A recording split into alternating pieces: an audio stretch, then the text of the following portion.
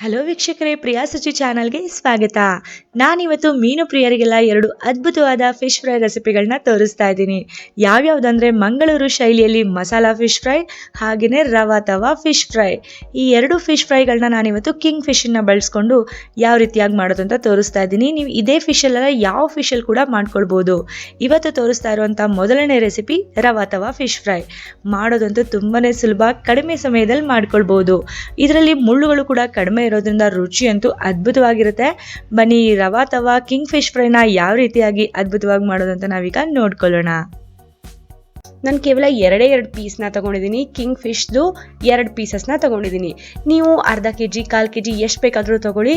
ಮಸಾಲೆ ನಿಮ್ಮ ಇಚ್ಛೆಗೆ ತಕ್ಕ ಹಾಗೆ ನೀವು ಹಾಕ್ಕೊಳ್ಬಹುದು. ಈಗ 2 ಪೀಸ್ಗೂ ಸೇರಿ 1/4 ಚಮಚದಷ್ಟು ಉಪ್ಪನ್ನು ಹಾಕ್ಕೊಂಡಿದ್ದೀನಿ. ಮತ್ತು ಅಚ್ಕಾರದ ಪುಡಿಯನ್ನು ನಾನು ಅರ್ಧ ಚಮಚದಷ್ಟು ಹಾಕ್ಕೊಂಡಿದ್ದೀನಿ. ನೀವು ನಿಮ್ಮ ರುಚಿಗೆ ತಕ್ಕ ಹಾಗೆ ಹಾಕ್ಕೊಳ್ಳಿ. ಪ್ರತಿಯೊಂದು ಪೀಸ್ಗೂ 1 ಚಮಚದಷ್ಟು ನಾನು ಹುಣಸೆ ಹಣ್ಣಿನ ರಸವನ್ನು ಹಾಕ್ಕೊಳ್ತಿದ್ದೀನಿ. ತುಂಬ ಗಟ್ಟಿ ರಸ ಅಲ್ಲ, ಸ್ವಲ್ಪ ತೆಳ್ಳಗಿದೆ. ಅರ್ಧ ಚಮಚದಷ್ಟು ಶುಂಠಿ ಬೆಳ್ಳುಳ್ಳಿ ಪೇಸ್ಟ್ ಹಾಕ್ಕೊಳ್ತಾ ಇದ್ದೀನಿ. 1/4 ಚಮಚದಷ್ಟು ಅರಿಶಿನ 2 ಪೀಸ್ಗೂ ಹಾಕ್ಕೊಳ್ಳಿ. ಮತ್ತು 1/4 ಚಮಚದಷ್ಟು ಕಾಳು ಮೆಣಸಿನ ಪುಡಿ ಕೂಡ ಹಾಕ್ಕೊಳ್ತಾ ಇದ್ದೀನಿ.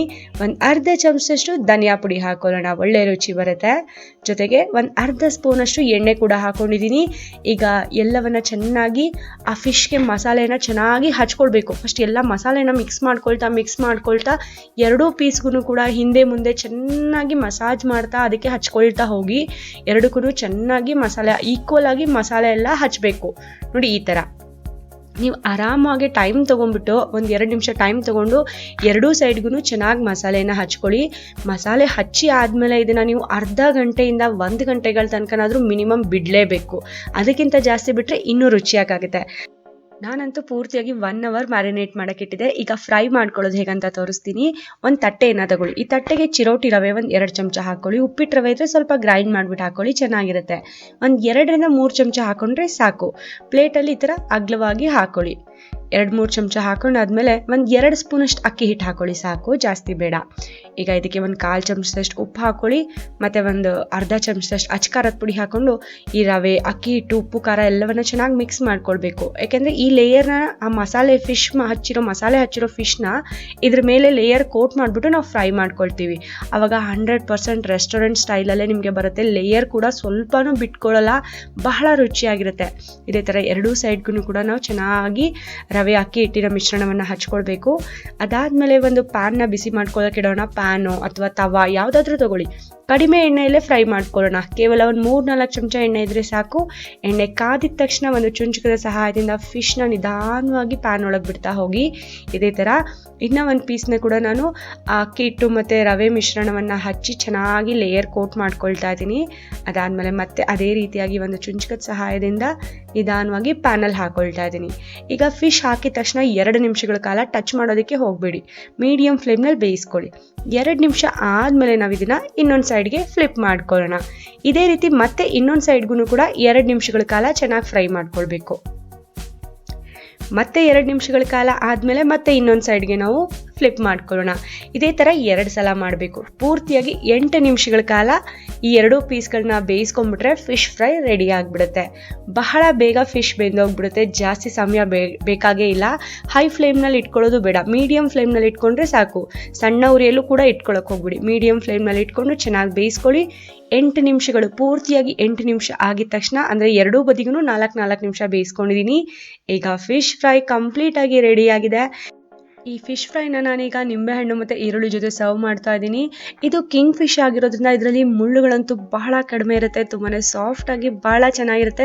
ಚಿಕ್ಕ ಮಕ್ಕಳು ಕೂಡ ಭಾಳ ಈಸಿಯಾಗಿ ಕೂಡ ತಿನ್ಬಹುದು. ನಿಮ್ಗೆಲ್ಲರಿಗೂ ಇವತ್ತು ನಾನು ತೋರಿಸಿರೋಂಥ ಈ ಫಿಶ್ ಫ್ರೈ ರೆಸಿಪಿ ಇಷ್ಟ ಆಗಿದೆ ಅಂತ ಅಂದ್ಕೊಳ್ತೀನಿ. ನಿಮ್ಗೆಲ್ಲರಿಗೂ ಈ ರೆಸಿಪಿ ಇಷ್ಟ ಆಗಿದ್ರೆ ನೀವು ಕೂಡ ಟ್ರೈ ಮಾಡಿ, ಎಂಜಾಯ್ ಮಾಡಿ. ಈಗ ನಾನು 2ನೇ ಕಿಂಗ್ ಫಿಶ್ ಫ್ರೈ ರೆಸಿಪಿಯನ್ನು ತೋರಿಸ್ತಾ ಇದ್ದೀನಿ. ಅದು ಯಾವುದಂದರೆ ಮಂಗಳೂರು ಶೈಲಿಯ ಮಸಾಲಾ ಫಿಶ್ ಫ್ರೈ. ಅದೇ ಫಿಶ್ ಫ್ರೈ ತಿಂದು ನಿಮಗೂ ಕೂಡ ಬೋರ್ ಆಗಿರುತ್ತೆ. ಸ್ವಲ್ಪ ರೆಸ್ಟೋರೆಂಟ್ ಸ್ಟೈಲ್ನ ಟ್ವಿಸ್ಟ್ನ ಕೊಟ್ಬಿಟ್ಟು ಮನೆಯಲ್ಲೇ ಮಸಾಲೆ ತಯಾರಿಸಿ ಈ ಮಸಾಲಾ ಫಿಶ್ ಫ್ರೈನ ಮಾಡ್ಕೊಳ್ಬೋದು. ಬನ್ನಿ ಹೇಗೆ ಮಾಡೋದಂತ ನೋಡೋಣ. ಈ ಫಿಶ್ ಫ್ರೈನ ಮಾಡ್ಕೊಳ್ಳೋದಕ್ಕೆ ಏಂಜಲ್ ಫಿಶ್ ಅಥವಾ ಕಿಂಗ್ ಫಿಶ್ ಯಾವುದನ್ನಾದರೂ ತೊಗೊಳ್ಳಿ. ನಾನಿವತ್ತು ಕಿಂಗ್ ಫಿಶ್ನ ಅರ್ಧ kg ತೊಗೊಂಡು ಚೆನ್ನಾಗಿ ತೊಳೆದು ಕ್ಲೀನ್ ಮಾಡಿ ತೆಗೆದಿಟ್ಕೊಂಡಿದ್ದೀನಿ. ಈಗ ಇದಕ್ಕೆ ಹಾಕೋದಕ್ಕೆ ಮಸಾಲೆ ರೆಡಿ ಮಾಡ್ಕೊಳ್ಳೋದಕ್ಕೆ 10ರಿಂದ 12 ಬ್ಯಾಡಗಿ ಒಣಮೆಣಸಿನ್ಕಾಯಿನ ಅರ್ಧ ಗಂಟೆ ಬಿಸಿನೀರಲ್ಲಿ ನೆನೆಸಿಟ್ಕೊಂಡಿದ್ದೆ. ಬಿಸಿನೀರಲ್ಲಿ ನೆನೆಸಿಟ್ಕೊಂಡ್ರೆ ಪೇಸ್ಟ್ ಚೆನ್ನಾಗಾಗುತ್ತೆ. ನೀವು ಹಾಗೆ ಕೂಡ ಹಾಕ್ಬೋದು. ಒಂದು 10ರಿಂದ 12 ಸಣ್ಣ ಈರುಳ್ಳಿ ಅಂದರೆ ಸಾಂಬಾರು ಈರುಳ್ಳಿ ಹಾಕೊಂಡಿದ್ದೀನಿ. 1 ಟೇಬಲ್ ಸ್ಪೂನ್ ಬೆಳ್ಳುಳ್ಳಿ, ಅರ್ಧ ಟೇಬಲ್ ಸ್ಪೂನ್ ಅಷ್ಟು ಶುಂಠಿ ತಗೊಳ್ಳಿ. ಹಾಗೆ 2 ಚಮಚದಷ್ಟು ಧನಿಯಾ ತಗೊಂಡಿದ್ದೀನಿ. 1 ಚಮಚದಷ್ಟು ಜೀರಿಗೆ ಹಾಕೊಳ್ತಾ ಇದ್ದೀನಿ. ಹಾಗೆಯೇ 2 ಚಮಚದಷ್ಟು ಹುಣಸೆ ಹಣ್ಣನ್ನು ಕೂಡ ಹಾಕೊಳ್ತಾ ಇದ್ದೀನಿ ಚೆನ್ನಾಗಿ ತೊಳೆದ್ಬಿಟ್ಟು. 2 ಕಡ್ಡಿಯಷ್ಟು ಕರಿಬೇವಿನ ಎಲೆಗಳನ್ನ ಕೂಡ ಹಾಕೊಂಡಿದ್ದೀನಿ. 1/4 ಚಮಚ ಅರಿಶಿನ, ಅರ್ಧ ಚಮಚ ಕಾಳು ಮೆಣಸನ್ನ ಹಾಕೊಳ್ಳೋಣ. ರುಚಿಗೆ ತಕ್ಕ ಹಾಗೆ ಉಪ್ಪು ಅಂದಾಜು ಅರ್ಧ ಚಮಚದಷ್ಟಿದೆ. ಈಗ ಎಲ್ಲದನ್ನ ಚೆನ್ನಾಗಿ ಗ್ರೈಂಡ್ ಮಾಡ್ಕೊಳ್ಳೋಣ. ಸ್ವಲ್ಪ ನೀರು ಬೇಕಾದರೆ ಸೇರಿಸ್ಕೊಳ್ಳಿ. ಈಗ ಮಸಾಲ ಪೇಸ್ಟ್ ತಯಾರಾಗಿದೆ. ಅದ್ಭುತವಾದ ಘಮ ಬರ್ತಾ ಇದೆ. ಈ ಮಸಾಲ ಪೇಸ್ಟ್ನ ನಾವು ಫಿಶ್ಗೆಲ್ಲ ಚೆನ್ನಾಗಿ ಹಚ್ಚಿ ಮಸಾಜ್ ಮಾಡಬೇಕಾಗುತ್ತೆ. ಪೂರ್ತಿ ಮಸಾಲೆಯನ್ನು ಚೆನ್ನಾಗಿ ಮಿಕ್ಸರ್ ಜಾರಿಂದ ತಗೊಂಡು ಈ ಫಿಶ್ ಪೀಸಸ್ಗೆ ಚೆನ್ನಾಗಿ ಮಸಾಜ್ ಮಾಡಬೇಕು. ಪ್ರತಿಯೊಂದು ಪೀಸಸ್ಗೂ ಕೂಡ ಈಕ್ವಲ್ ಆಗಿ ಚೆನ್ನಾಗಿ ಮಸಾಜ್ ಮಾಡ್ಕೊಳ್ಳಿ. ಒಂದು 5 ನಿಮಿಷ ಟೈಮ್ ತಗೊಂಡು ಚೆನ್ನಾಗಿ ಮಸಾಜ್ ಮಾಡ್ಕೊಳ್ಳಿ.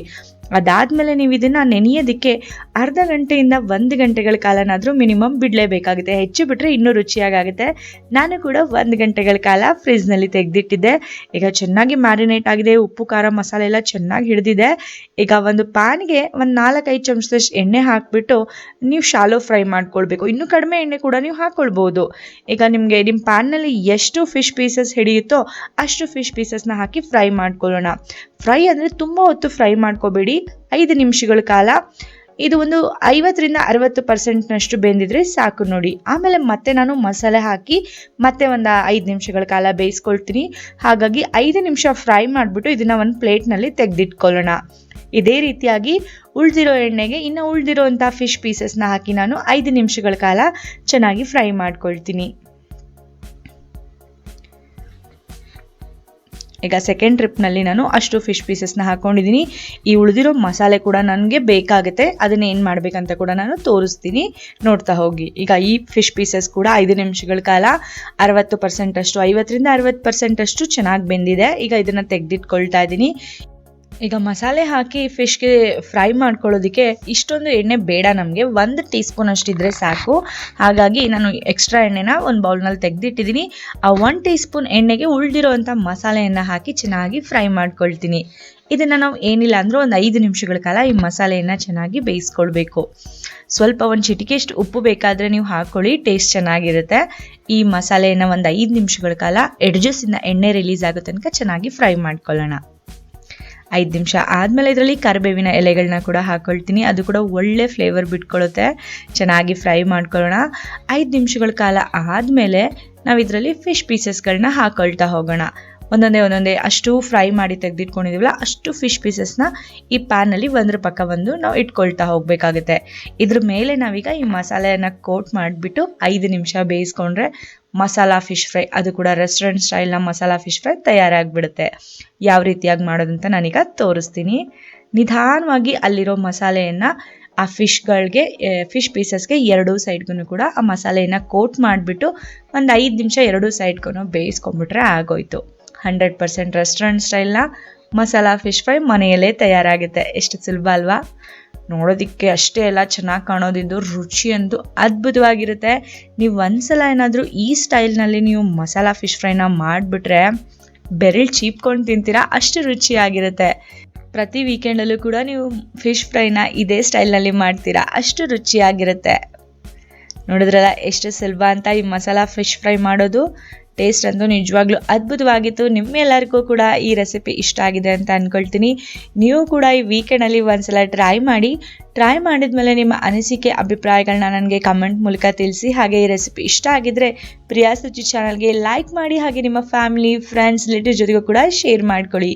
ಇನ್ನೂ ಹೆಚ್ಚಿನ ಹೊಸ ನಾನ್ ವೆಜ್ ರೆಸಿಪಿಗಳಿಗಾಗಿ ಪ್ರಿಯಾ ಸುಚಿ ಚಾನಲ್ನ ಸಬ್ಸ್ಕ್ರೈಬ್ ಮಾಡ್ಕೊಳ್ಳಿ ಅಂತ ಹೇಳ್ತಾ ಇವತ್ತಿನ ಈ ವಿಡಿಯೋನ ನಾನು ಮುಗಿಸ್ತಾ ಇದ್ದೀನಿ. ಮತ್ತೆ ಮುಂದಿನ ವಿಡಿಯೋದಲ್ಲಿ ಹೊಸ ರೆಸಿಪಿಯೊಂದಿಗೆ ಭೇಟಿ ಆಗ್ತೀನಿ. ಧನ್ಯವಾದಗಳು.